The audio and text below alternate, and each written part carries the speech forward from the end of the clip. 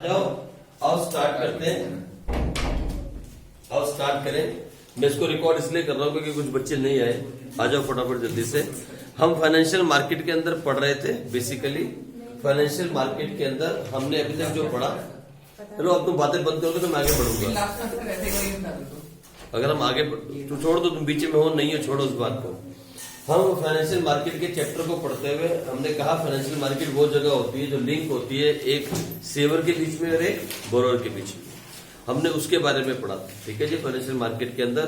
फिर हम उससे थोड़ा सा आगे निकले थे। हमने कहा था फाइनेंशियल मार्केट दो तरह की होती है। एक होती है फाइनेंशियल मार्केट कौन सी market?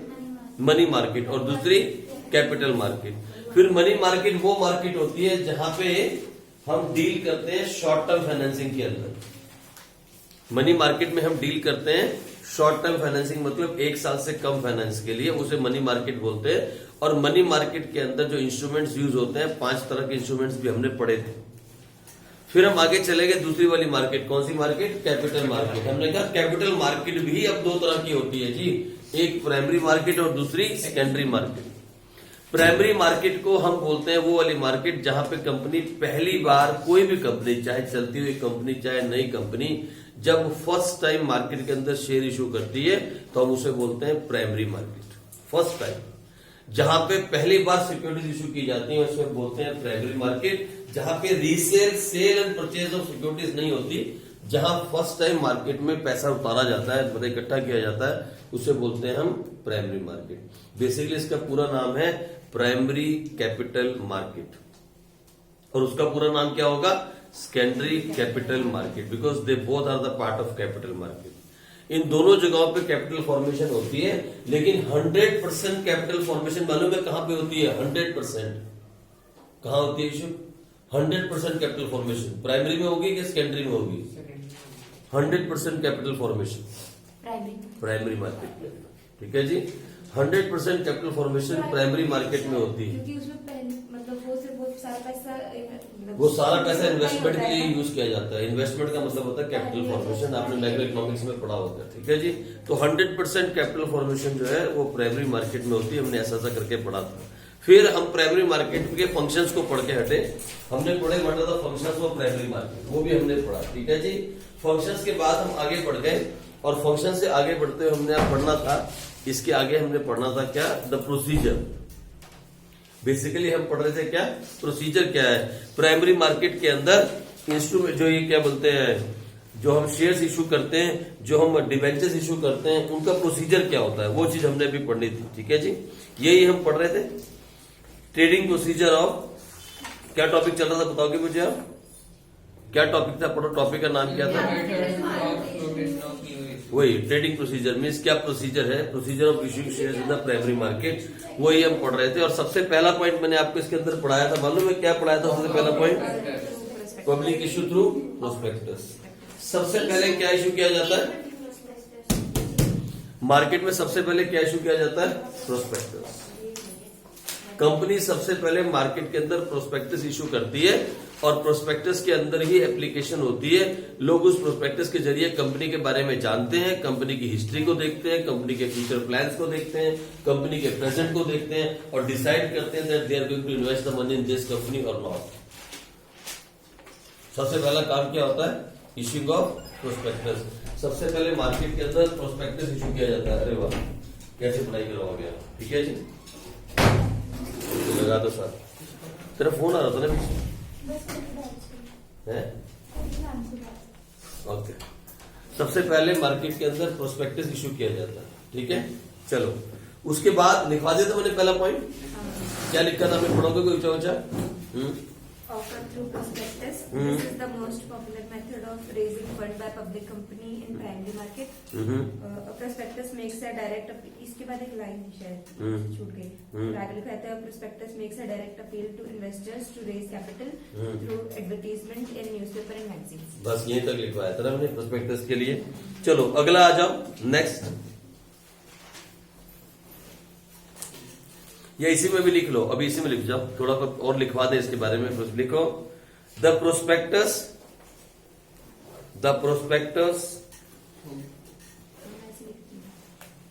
And it's contents and its contents must be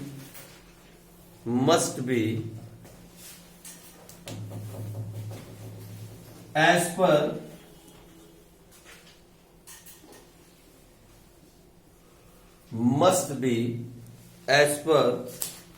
the provisions of the Companies Act. Must be as per the provisions of the Companies Act and as per SEBI's guidelines. And as per SEBI's guidelines. बीच में gap है. And as per SEBI's guidelines.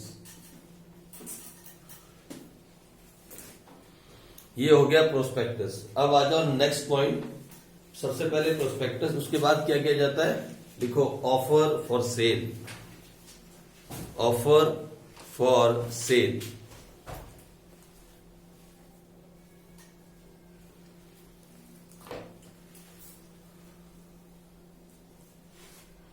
Prospectus तो हो गया general public के लिए, आम लोगों के लिए, जिसने खरीद लिया, अप्लाई किया, उसको शेयर्स अलॉट कर दिए, नहीं कर दिए, कंपनी पे डिपेंड करता है. आपने सारा चैप्टर पढ़ा हुआ है. ये दूसरा मेथड है. कौन सा मेथड है? Offer for sale. अरे ख्याल से सीखना है इस मेथड को. ये वाला प्रोसीजर प्राइमरी मार्केट का और उधर से सेकेंडरी मार्केट का. इसमें से 6 नंबर का क्वेश्चन आना है. 150% गारंटीड. 150% गारंटीड आना है. या तो प्रोसीजर ऑफ प्राइमरी मार्केट या प्रोसीजर ऑफ सेकेंडरी मार्केट. इसके बिना क्वेश्चन पेपर नहीं सेट होता.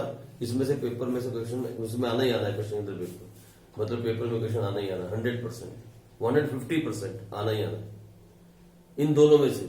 इसलिए प्रोसीजर को ख्याल से समझना. सबसे पहला काम किया इश्यू ऑफ प्रोस्पेक्टस, मतलब आम दुनिया के लिए, आम पब्लिक के लिए. दूसरा काम होता है ऑफर फॉर सेल. अब इसमें क्या होता है मालूम है? इसके अंदर कंपनी डायरेक्टली मार्केट में शेयर इश्यू नहीं करती. इसके अंदर कंपनी सीधे मार्केट में शेयर नहीं बेचती. कंपनी अपने सारे के सारे शेयर्स का पूरा गत्था उठाती है और किसी कमीशनर एजेंट को दे देती है, किसी ब्रोकर को दे देती है, किसी अंडरराइटिंग कमीशन एजेंट को दे देती है, और फिर आगे उन शेयर्स को सेल करता है. कभी कभी सेम प्राइस पे, कभी कभी हाई प्राइस पे. आप समझो मेरी बात? इसे बोलते हैं ऑफर फॉर सेल. तो लिखो इसके अंदर 2 लाइनें जल्दी से. Under this method securities are not issued directly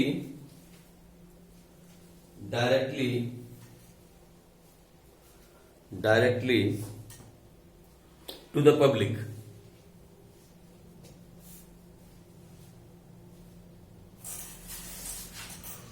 अब पब्लिक सीधा इसमें इशू नहीं करते शेयर को. हम मतलब प्रोस्पेक्टस नहीं होता. आपको नहीं पता लगता कि मार्केट में शेयर्स आए हैं, आपको ब्रोकर बताता है. यहां पे हम सारी, जैसे मान लो मैंने मार्केट से पैसा इकट्ठा करना है, तो एक तरीका तो यह है कि मार्केट में मैं प्रोस्पेक्टस डाल दूं और आप मार्केट में ढूंढते पहुंच गए, पैसा आपके पास है और आप पैसा लगाना चाहते हो. आप मार्केट में गए, पता लगा अरे XYZ कंपनी का प्रोस्पेक्टस आया हुआ है. आपने बाय किया 100 रुपए का और बाय करके पढ़ना शुरू किया. आपको बहुत अच्छी लगी मेरी कंपनी. आपने कुछ रेशियोज निकाल के देखी, पता लगा कंपनी की पोजीशन बहुत स्ट्रांग है, कंपनी बहुत अच्छा करती आ रही है, 2 साल से आपने पैसा लगा दिया. एक तो ये तरीका है. यस, ऑनलाइन भी है या स्टॉक्स वगैरह, जहाँ पे स्टॉक एक्सचेंज वगैरह, हाँ सब कुछ वही. बैंक भी है, इसमें बैंक में मिलते हैं शेयर्स. इवन यहाँ तक कि बुक डिपो पे मिलते हैं. बहुत सारी जगह होती है. ठीक है जी. ये तो एक और तरीका हो गया. दूसरा हो गया ऑफर फॉर सेल. इसके अंदर मैं आपसे डील नहीं कर रहा हूं. मैंने सीधा एक कमीशन एजेंट के पास गया, अपने सारे शेयर उसको बेच दिए ब्रोकर को. अब वो ब्रोकर आपको बेचेगा. मतलब शेयर्स तो आप ही लोग खरीदोगे, लेकिन किसके थ्रू? ब्रोकर के थ्रू. या फिर उसे क्या बोलते हैं? अंडरराइटिंग कमीशन एजेंट, या क्या बोल देते हैं? कमीशन एजेंट, या क्या बोल देते हैं? ब्रोकर. इन सबको क्या बोलते हैं? इंटरमीडिएटरीज. क्या बोलते हैं? इंटरमीडिएटरीज. ये बीच के लोग जो मिडिल मैन होते हैं, इन्हें बोलते हैं मिडिल पर्सन. ये लोग जो है सारा काम करते हैं.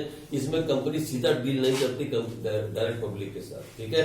तो लिखो इसी के अंदर क्या लिखा था आपने? Under this method securities are not issued directly to the public but are offered for sale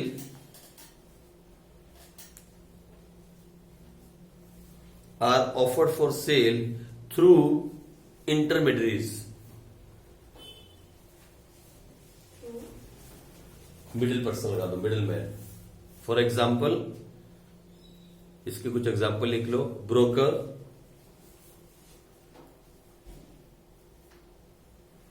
commission agents,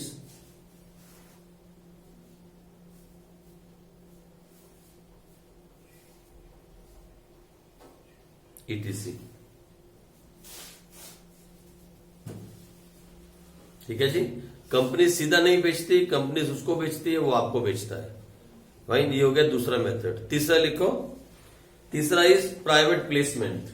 अभी आप जानते हो प्राइवेट प्लेसमेंट ये क्या होता है, ये आप जानते हो। इसके अंदर क्या होते हैं बोलो?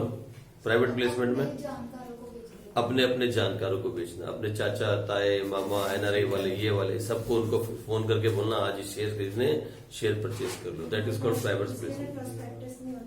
यस, हाँ, प्रोस्पेक्टस इन लियो है ना, ये हम इशू करना। यस, मतलब अपनी फैमिली नहीं है, अपने जानकार, जो इसमें यार दोस्त भी आ सकते हैं, इंस्टीट्यूशन भी आ सकते हैं, अपने जानकार, ठीक है, जिनको आप जानते हो उनको शेयर बेचने को बोलते हैं private placement.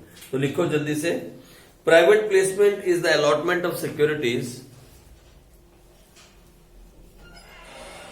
Private placement is AP हो गई। Private placement is the allotment of securities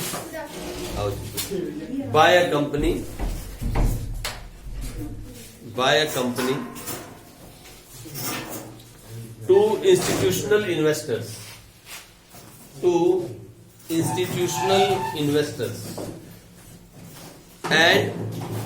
and some selected individuals.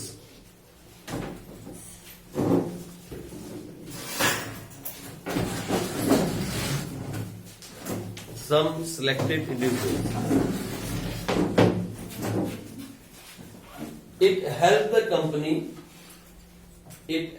company to raise capital more quickly than issuing the prospectus.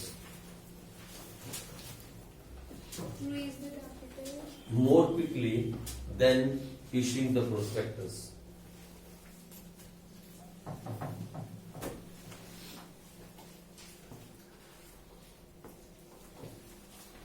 More quickly than issuing the prospectus. ठीक है जी, ये भी एक तरीका हो गया प्राइवेट प्लेसमेंट, जिसमें अपने जानकारों को या कुछ गिने चुने इंस्टीट्यूट्स को हम शेयर्स बेच देते हैं, वहां पैसा जल्दी आ जाता है और पैसा बच भी जाता है, प्रोडक्शन कॉस्ट होती है वो कम हो जाती है और पैसा भी बहुत जल्दी मिल जाता है, टाइम भी वेस्ट नहीं होता।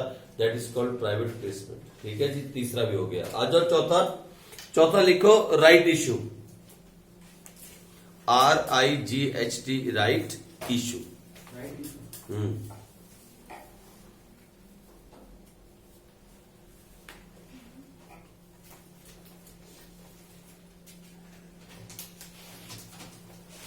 अब ये क्या होता है, ये भी समझने वाली बात है, ये भी बहुत इंपॉर्टेंट काम है और कंफ्यूज नहीं होना इसके अंदर।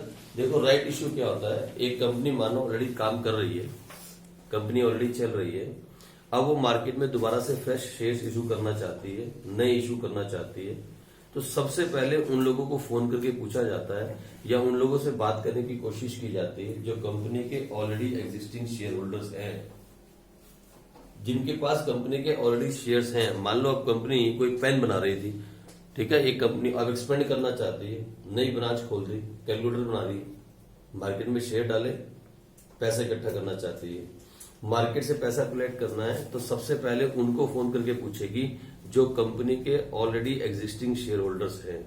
पहली प्रेफरेंस किनको देगी? उन लोगों को। उनसे पूछेगी जी हमारी ब्रांच बी आई है या हम एक्सपेंड कर रहे हैं, दोबारा से मार्केट में शेयर्स आ रहे हैं, आप इंटरेस्टेड हो? बहुत सारे लोगों को फोन किया जाता है।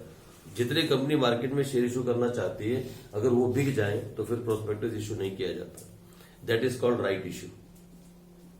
क्या बोलते हैं उसको? एग्जिस्टिंग शेयर होल्डर्स को और शेयर देने की। यस, एग्जिस्टिंग शेयर होल्डर्स को फोन करके पूछा जाता है कि आप इंटरेस्टेड हो हमारी कंपनी में और पैसा इन्वेस्ट करने की, और पैसा इन्वेस्ट करना चाहते हो आप तो बोलेंगे हाँ हम रेडी हैं, आपकी परफॉर्मेंस बहुत अच्छी है, डिविडेंड टाइम पे मिल रहा है, सब कुछ बढ़िया चल रहा है, कंपनी ग्रो कर रही है, लगा दो। शेयर होल्डर भी लॉस में जा सकते हैं ना? हाँ जा सकते हैं। इस कंपनी अगर कंपनी लॉस में गई तो शेयर होल्डर भी लॉस में जाएंगे, है ना। शेयर होल्डर ओनर होते हैं ना कंपनी के, मालिक लॉस में भी जा सकता है, मालिक फायदे में भी जा सकता है, ठीक है जी। तो फिर पहले उनको चांस दिया जाता है जो ऑलरेडी एग्जिस्टिंग शेयर होल्डर है, तो इस केस को हम बोल देते हैं राइट इश्यू, ठीक है। लिखो जल्दी से, this is a privilege given, this is a privilege given to the existing shareholders, this is a privilege given to the existing shareholders to subscribe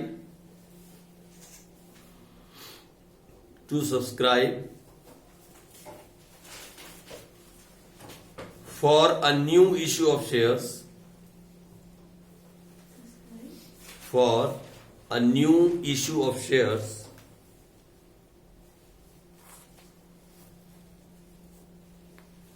according to the terms and condition of the company.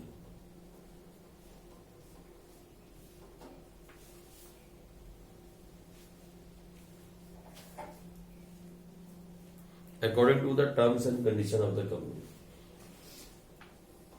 अब ये होता कैसे है?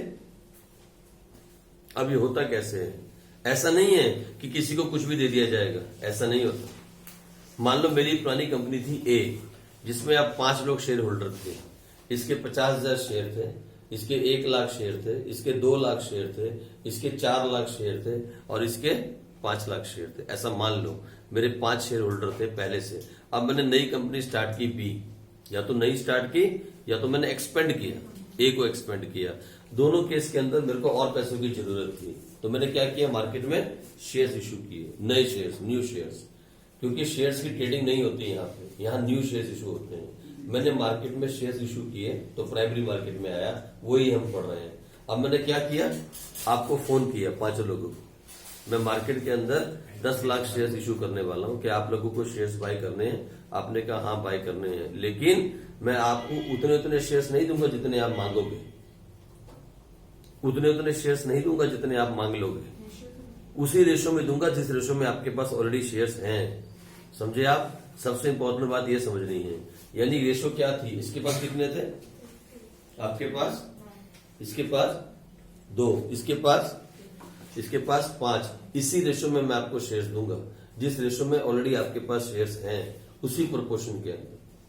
ये सबसे important बात है इस पॉइंट की, तो लिख लो ये बात। अभी आप लिखो, the shareholders are offered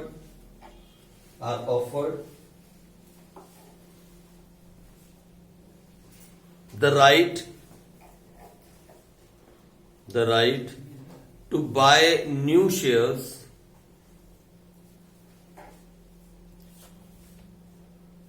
in proportion to the number of shares they already hold. In proportion to the number of shares they already hold. इसको अंडरलाइन कर लेना जी, बहुत इंपॉर्टेंट लाइन है। द शेयर होल्डर से लेके last की line तक underline करना, डबल अंडरलाइन। ये बहुत इंपॉर्टेंट पॉइंट है जो आपको फंसा देगा केस स्टडी में आज।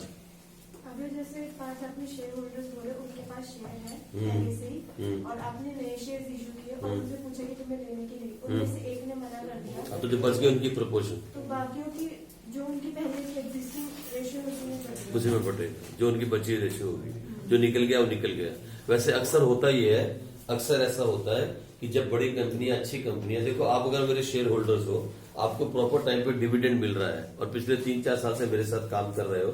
मैं काम क्या कर रहा है, आप भी मालिक हो, मैं भी मालिक हूं, मैं बड़ा मालिक, आप छोटे मालिक, हमारा काम अच्छा चल रहा है, कंपनी ग्रो कर रही है, डिविडेंड टाइम पे मिल रहा है और इंक्रीजिंग मिल रहा है, डिविडेंड बढ़ के मिल रहा है हर साल, तो आप अंडरस्टूड सी बात है भाई।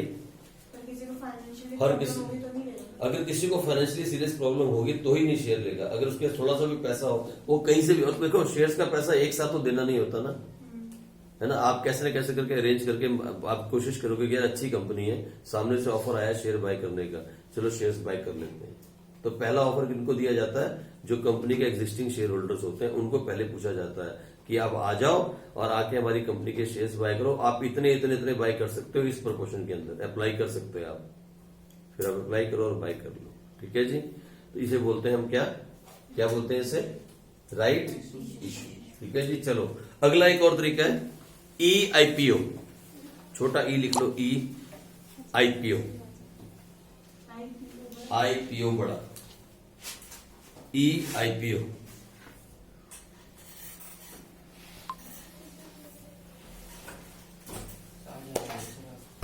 नहीं, भले मैं क्या बोल रहा हूँ, स्पेस नहीं है। पिछले कई दिन से मैं इस क्लासेस को अपलोड नहीं कर पाया उस पर यूट्यूब पे, क्योंकि नेट काम नहीं कर रहा है। ई आईपीओ, ठीक है जी, लिखो ई आईपीओ, लिखो इट रेफर्स टू, या ई छोटा और फिर आईपीओ ऐसे टाइप, ई लिख के, ई मैंने इलेक्ट्रॉनिक, इलेक्ट्रॉनिक तरीके से है, इसको बोलते हैं ई आईपीओ। फाइन, लिखो it refers to issuing securities, it refers to issuing securities, किस्मत